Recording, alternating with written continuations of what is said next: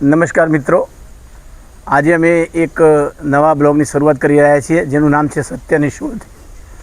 સત્યની શોધની અંદર આજે જ્યારે અમે એક પવિત્ર ભૂમિ પર મળ્યા છીએ ત્યારે આજે દુનિયાની અંદર કોઈ પણ વસ્તુ બાબતે મતાંતરો ઊભા થતા હોય છે અને મતાંતરોને સોલ્યુશન કરવા માટે એના મૂળમાં જઈ અને એનું સોલ્યુશન લાવવું એ અમારું ખાસ પ્રાધાન્ય છે. અમે નક્કર પુરાવા સાથે અહીંયા આપની સમક્ષ રજૂ કરીશું.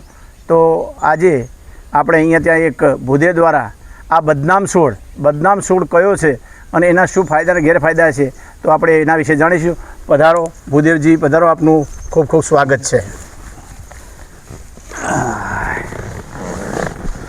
બોલો સર. બોલો ભૂદેવજી, શું આ ગાંજા વિશે જે બદનામ છોડની વાત ચાલે છે? બદનામ છોડ લોકોના ખરેખર તો ગાંજાને બદનામ કરી નાખ્યો છે લોકો, કારણ કે એનામાં એક જ અવગુણ છે, બાકી બધા જ ગુણ.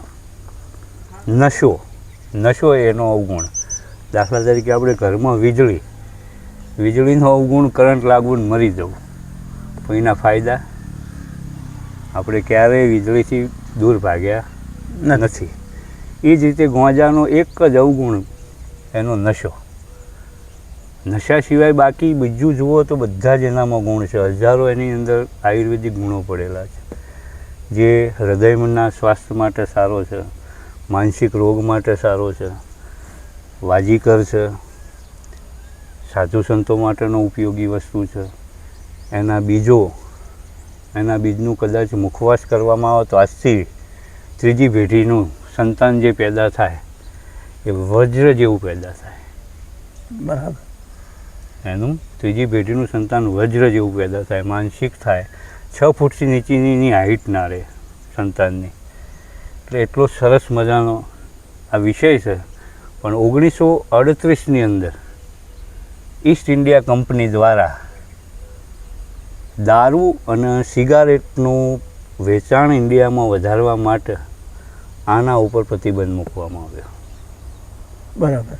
1938થી આના ઉપર પ્રતિબંધ આવ્યો અને એમાંથી આપણે ઘણું બધું ખેડૂતમાં જે આપણે ભારતની અંદર કહેવાતું સોનાની ચીડિયા, એ સોનાની ચીડિયા ત્યારથી જ બંધ થયો.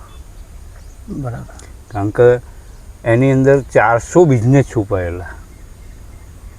400 બિઝનેસ. દાખલા તરીકે આપણે 1938માં ગાંજાનું પ્રતિબંધ થયું એ દિવસથી આપણે એક વલકલ નામનું કાપડ પહેરતા હતા જે ગાંજાના રેસામાંથી બનતું હતું. એ આપણે ખોઈ ચૂક્યા છીએ. એક રેસો જ્યો એટલે એની પાછળના 50 બીજા બિઝનેસો, કોંચવાવાળા, ખેડૂતો, એના રેસા બનાવવાવાળા, રંગાઈ કામ કરવાવાળા, ઘણા બધા બિઝનેસો બંધ થઈ ગયા. એનું પાંદડાનો ઉપયોગ છે, એના મૂળનો ઉપયોગ છે, એની છાલનો ઉપયોગ છે, એના ફળનો ઉપયોગ છે, એનો બીજનો ઉપયોગ છે. સંપૂર્ણ ઉપયોગવાળી વસ્તુ આપણે ખોઈ ચૂક્યા છીએ, જે આપણા નસીબની વાત છે.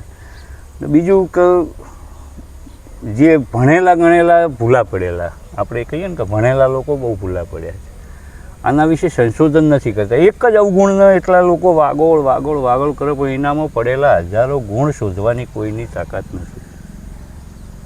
આની અંદર ગુણ શું પડ્યા છે ગાંજામાં? બદનામ કરીને મૂક્યો છે, એટલે આપણે એનું ટાઇટલ આપ્યું બદનામ છોડ. બરાબર. બાકી આ બદનામ થઈ ગયો છે. બાકી આને અધ્યયન કરો, આજની નવી જેનજી કહીએ, નવી પેઢી આની પાછળ જો હજુ સંશોધન કરે તો ઘણું બધું થાય. સરકારશ્રીએ આની પાછળ સંશોધન કર્યું છે કે હવે જે નવું બિયારણ એમને કર્યું છે એમાં નશો નથી ઉત્પન્ન થતો. પણ તકલીફ એ છે કે હાલ એ નવું બિયારણ વાવવા જાય છે તો જૂનું બિયારણ અંદર કોઈક નોખી જાય તો એની ઓળખાણ નથી રહેતી. બરાબર. એટલે સરકારને ડર છે કે લોકો નશો કરે છે. નશો પણ હું તમને કહું છું કે આ પૃથ્વી ઉપરનો સૌથી જૂનો નશો આપણે માનીએ ને તો ગાંજાનો છે. પણ આ પૃથ્વી ઉપરના અત્યાર સુધીના ઇતિહાસમાં ગાંજો પીને કોઈએ બળાત્કાર કર્યો હોય એવો કોઈ કેસ નહીં. બરાબર. ગાંજો પીને કોઈએ બેંક લૂંટી હોય એવો કોઈ કેસ નહીં. ગાંજો પીને કોઈએ મર્ડર કર્યું હોય એવો કોઈ કેસ નહીં. ગાંજો પીને ક્યારે અવળો ધંધો કોઈએ નથી કર્યો. આવો સૌમ્ય નશો કહેવાય. જે દારૂ પીને અત્યારે હાલ કોઈ પણ ગુનો હોય એમાં દારૂ તો સામેલ જ હોય છે. મર્ડર કર્યું કે દારૂ પીને કર્યો, બેંક લૂંટી કે દારૂ પીને લૂંટી, તો એના ઉપર પ્રતિબંધ નહીં. જ્યારે આવો જે અને બીજી વસ્તુ કે ગાંજાથી નુકસાન પણ નથી. જે તમાકુ નુકસાન કરે છે ગાંજો નુકસાન નથી કરતો. એનું પ્રમાણ છે. આજે ગિરનાર જુનાગઢમાં જે સંતો મહાત્માઓ છે 90 વર્ષે પણ આમ ચલમ એકી ફૂંકે આખી ચલમ પૂરી કરી ન કે તો ફેફસો મજબૂત હોય ને તાણા ચલમ પૂરી થાય ને સાહેબ. એ તો સનાતન સત્ય છે. બરાબર. ચલમ તો એમની તો ચલમ ઉપર ભડકો કરવો એટલે બચવાના ખેલે નહીં. એ તો ફેફસું મજબૂત જુઓ. એટલે મતલબ એ છે કે આખી જિંદગીને વિધો પડીનું ફેફસું મજબૂત છે, જે બીડી પીવાવાળો ક્યારેય ન કરી શકે. બીજું મારું કેવું એક છે કે ગાંજાના સેવનથી આધ્યાત્મ અને ભક્તિ તરફ કઈ રીતે વળી શકાય? એ એનામાં એક ગુણ પડેલો જ છે. તમે ખાલી જે લોકો પીવી છે, આપણે એના સાનિધ્યમાં બેઠા છીએ, એના સાનિધ્યમાં ચર્ચાઓ કરી છે, વાર્તાઓ કરી છે, પણ જ્યારે કોઈ પણ સંત સાદો બેઠો હોય એની જોડે ચર્ચા કરો અને એને દમ લગાવેલો હોય અને ચર્ચા કરો સાહેબ, એનું આધ્યાત્મિક જ્ઞાન એટલું બધું ઉપર જતું રહ્યું છે કે જે આપણે કલ્પના ના કરી શકીએ. એટલું આધ્યાત્મિક સુઝાવ આલે સારી પીધા પછી કોઈ પણ વિષયમાં તમને પ્રોબ્લેમ ના જડતો હોય અને આના પછી લો એટલે મેં સંતો જોડે ચર્ચા કરેલી છે કે કોઈ પણ પ્રશ્નોનો જવાબ ના મળતો હોય આનો દમ મારી અને બેસો કે સાહેબ 1,00,000% એનો જવાબ મળી જાય તમને. આપોઆપ શિવનું વરદાન છે આમાં. એટલે આને બદનામ કરી નાખ્યું છે. સરકારશ્રીએ જે કર્યું એના વિષયથી છે. પછી 1985ની અંદર છતાંય કહેવાય છે કે ખેડૂતો તો વાવેતર કરે જ જતા હતા. પ્રતિબંધ આવ્યો પણ થોડા અંતરે વાવેતર કરતા હતા. પછી રાજીવ ગાંધીના સમયમાં ઉપરથી એવું પ્રેશર આવ્યું વિદેશી તાકાતોનું કે એના નાર્કોટિક્સમાં મૂકી દેવામાં આવ્યા. બરાબર. 1985ની અંદર નાર્કોટિક્સમાં મૂક્યો ત્યારથી હિન્દુસ્તાનને બહુ નુકસાન પડ્યું છે. ઘણું નુકસાન, એમાં ખેડૂતોને નુકસાન પડ્યું છે. કારણ કે 400 બિઝનેસ જો એક વિષયથી ચાલુ થતા હોય તો ખેડૂત માલામાલ જ થાય, એમાં પાયમાલ ના થાય. એ સનાતન છે. બરાબર. એમાં આપણે બીજું કશું કરી ના શકીએ. પણ સરકારશ્રીએ જે કર્યું છે એનું તો આપણે શિરોમાન્ય છે, બીજું કશું કરી શકવાના નહીં. પણ આના ઉપર પણ થોડો ગંભીર વિષય લઈને બધાએ વિચાર કરી લે તો ખેડૂત માટે બી સારું વસ્તુ છે. અઘોરી સંતો મહંતો સતત ગાંજાનું સેવન કરે છે. એના પાછળનું કારણ એનો વિશ્વાસ કરવાનો. કહેવાય છે ને કે ઝેરનું મારણ ઝેર. ગાંજો એક વાજીકર વસ્તુ છે, પણ એનું અતિશય રૂપ સેવન થાય એટલે વાજીકર એરિયો પૂરું થાય. એટલે જે લોકો ગાંજાનું સેવન કરે છે તમામ સ્ત્રીઓ એમનો ભરોસો કરી શકે એની હું ગેરંટી લઉં છું. જે મહાત્મા સંત ગાંજાનું સેવન કરતો હોય ને એની કોઈ પણ સ્ત્રી એનો ભરોસો કરી શકે.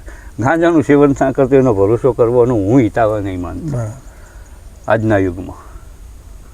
કારણ કે એટલો પવિત્ર વસ્તુ છે. ગાંજો પીવાવાળો ક્યારેય કોઈ ખોટું ના કરી શકે. બરાબર છે. એને ઝઘડો જ ના ગમે. અને એક કહેવત જૂની જ કહેવત છે કે એક દુહા ટાઈપની છે કે અમલ નશા રજવાડી, ગાંજા નશા ગુલાબી. વાહ ભાઈ વાહ. અમલ નશા, જે અમલ પીતો હોય એને રજવાડી ઠાઠ જુઓ, આમ રાજાશાહીથી જીવતો હોય. અમલ નશા રજવાડી, ગાંજા નશા ગુલાબી. બરાબર. ભાંગ નશા ભૂચિયા. દારૂ છે તો એ શબ્દ બહુ બોલાય એવો નથી યાર. બરાબર બરાબર. પણ આવો એક દુહોય છે, અમલ નશા રજવાડી અને ગાંજા નશા ગુલાબી. ગુલાબી પોતાની મસ્તીમાં જીવે, એ ક્યારેય ખરાબ ના કરી શકે. એટલે આપણે આ બદનામ છોડવી છે. જે હતી માહિતી મૂકવી. આગળ ઘણા બધા વિષયો છે જેનું પ્રમાણ સાથેની વાત આપણે કરીએ. અને અવારનવાર આવતા રહો, કોઈ પણ વિષય લઈને આવો, ગમે તે વિષય. તમારી પાસે અમે અપેક્ષા એવી રાખીએ કે દિન પ્રતિદિન દુનિયાની અંદર ચાલતા જે મતાંતરો છે એના વિશે જે ખોટી અફવાઓ છે, માન્યતાઓ, બધામાં અને એમાં તો આપણે તો બહુ જૂના એના વિશે આપની પાસે તો લગભગ સજ્જડ પુરાવા સાથે આપ કહો છો. એટલે મને બહુ આનંદ છે કે આજે આપણે આ ગાંજા વિશે જે વાત કરી. ચોક્કસપણે મિત્રો અમારી નવા બ્લોગને લાઈક કરજો, સપોર્ટ કરજો, શેર કરજો. આવી રીતે અમે અવારનવાર તમારી સાથે નવા એક વિષય સાથે મળીશું. અંતે જય ભોળેનાથ. પવિત્ર